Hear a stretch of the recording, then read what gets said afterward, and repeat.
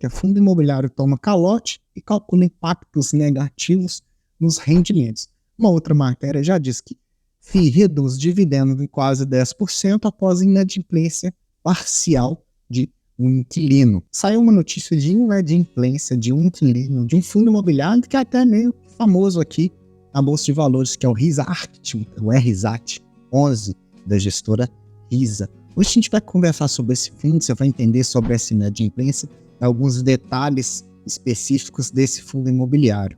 Eu sou o Gustavo, você está no Investidor Classe Média. Bora pro vídeo. O RISART, o RISAT 11, é um fundo imobiliário de imóveis mistos. Ele tem uma característica dele de ter 10 imóveis de diferentes setores. Ele não é só de logística, ele não é só de lajes corporativas, ele é um meio bem bolado aí que a gestora arrumou de poder investir. Ele tem pago altos dividendos, beirando a 13%, 14%, até 15% nos últimos anos.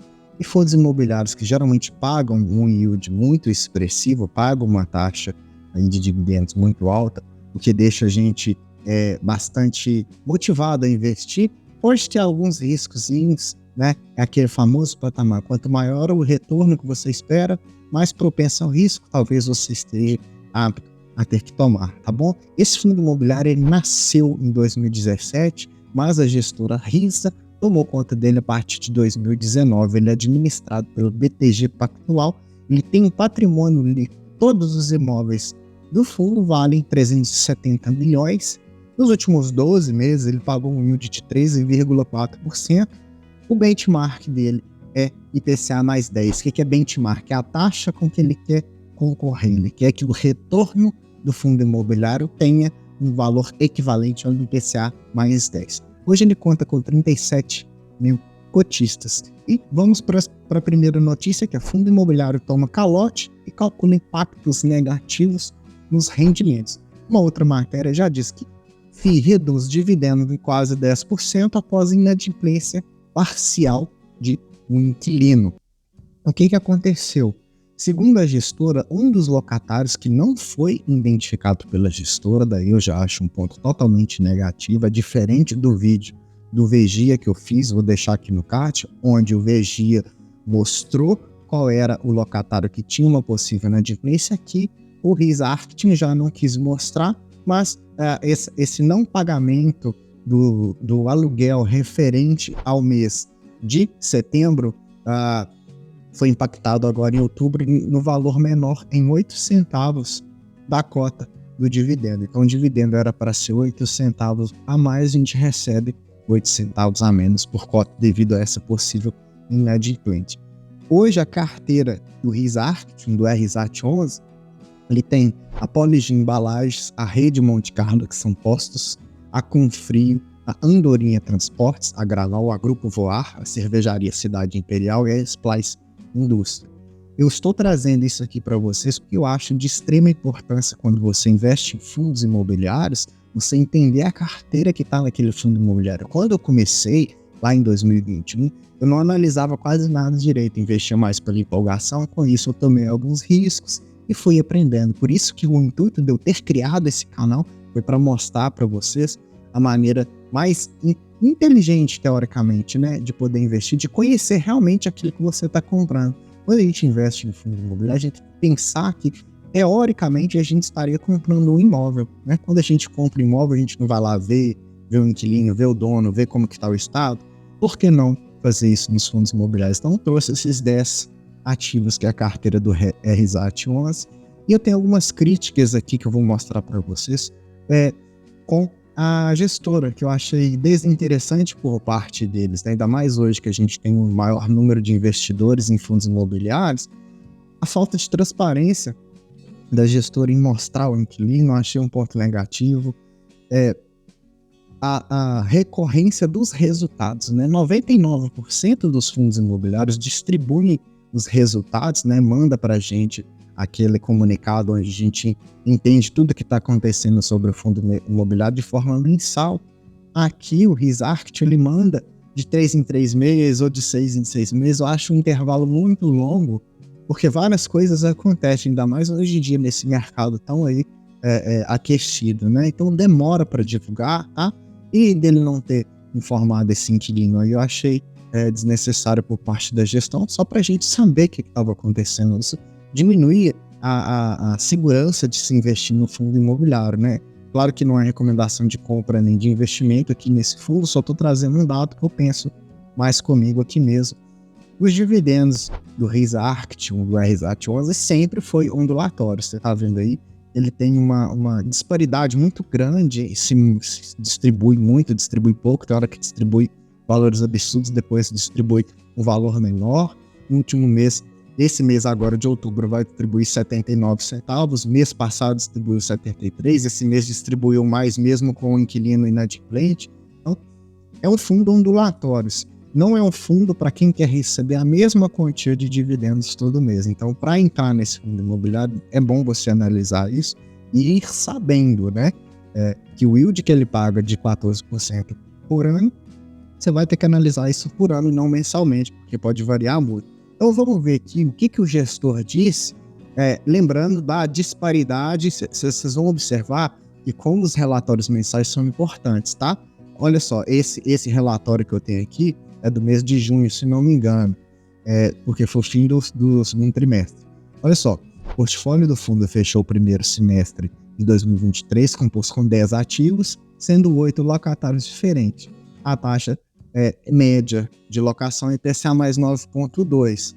Então, dos 10 imóveis, 9 deles tem esse sale and leaseback. O que quer dizer esse sale and leaseback? É o seguinte, suponhamos que você tem uma pastelaria. O fundo imobiliário chega para você e fala assim, olha, eu quero comprar a sua pastelaria, mas eu vou alugar para você.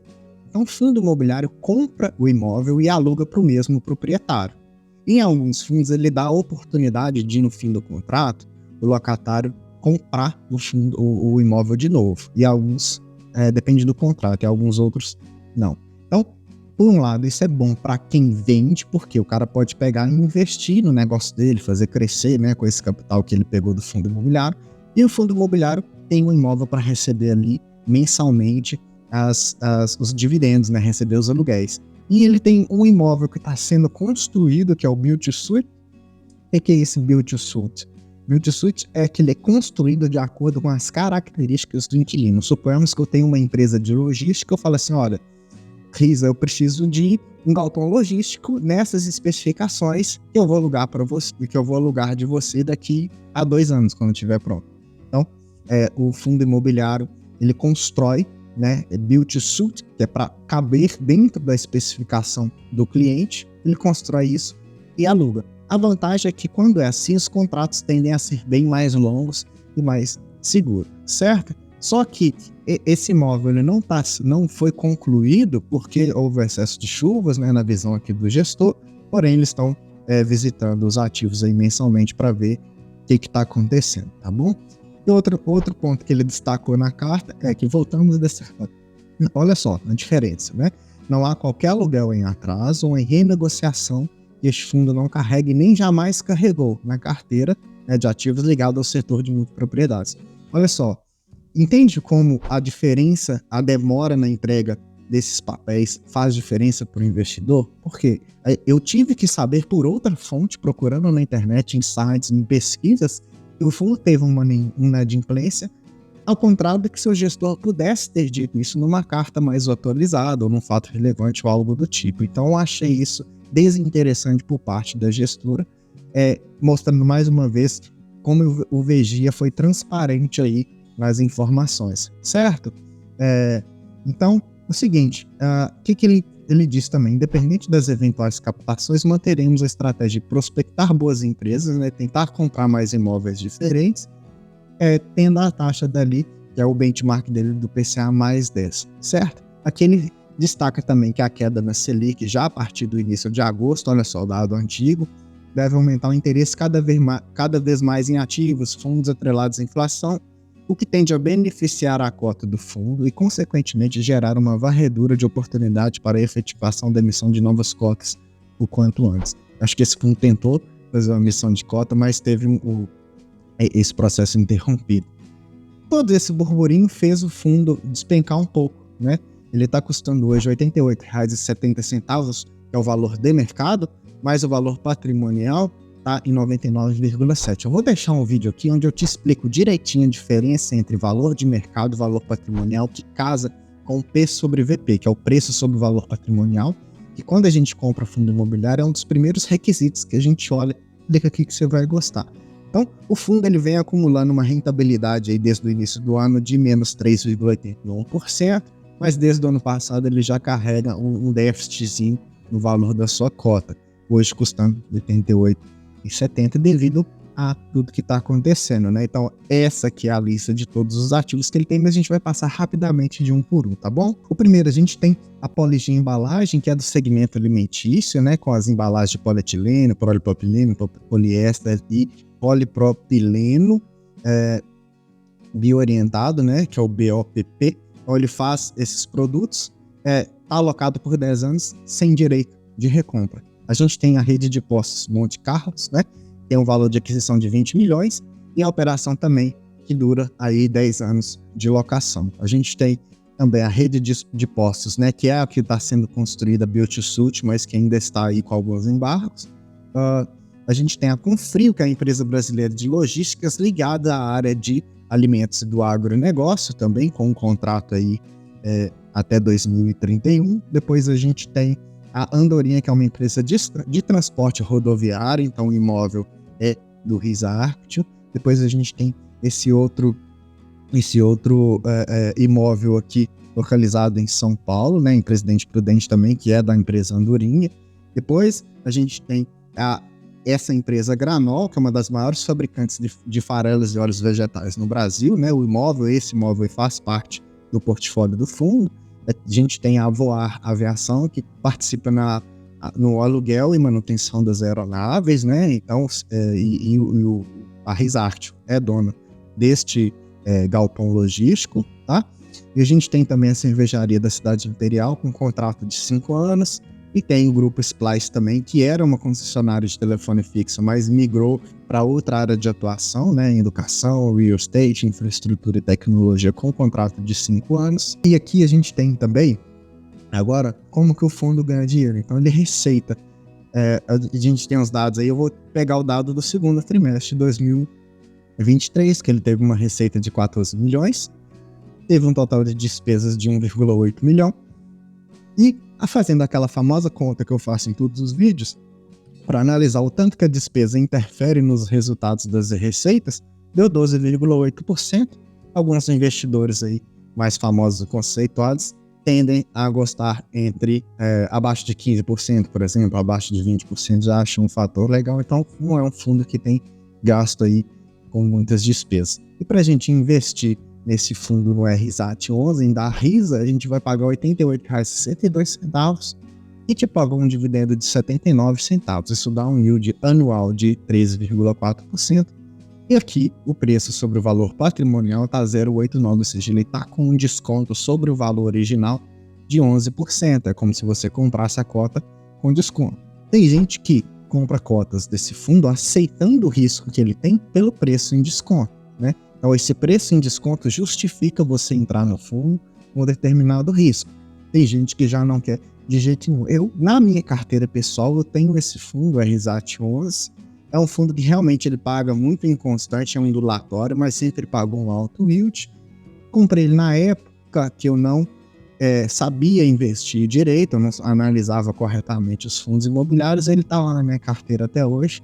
Eu deixo ele lá quietinho, eu não aporto e não vendo, porque se eu vender hoje, eu vou estar tomando um pouquinho de prejuízo. Então, vamos ver o que vai acontecer nos próximos meses com a gestora, se ela muda um pouquinho de opinião e começa ali a mandar para a gente os relatórios mensais, né? Então, para você recomprar o próprio fundo, você teria que comprar 113 cotas, que dariam em média R$10 mil, para ele te pagar R$ 89,00 e você recomprar automaticamente, tá bom? Então, o que aconteceu? O fundo, ele teve uma inadimplência no mês passado, que talvez pode ter sido pontual, mas não foi reportado pela gestora. A gente ficou sabendo por outras fontes. Então é importante a gente sempre estar ligado aí nos investimentos.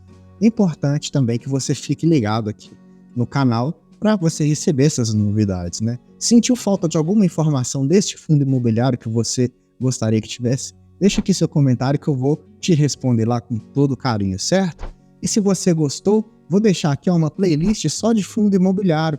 Peço também para que você deixe o seu like e se inscreva no canal, é importante demais para mim. Ative o sininho para receber as notificações, tem vídeo 3 vezes na semana. E comente aqui, você tem cotas do Risa Artium? E vou deixar também, para finalizar, um vídeo, uma playlist aqui embaixo, tá bom? E eu te vejo lá no próximo vídeo. Até mais!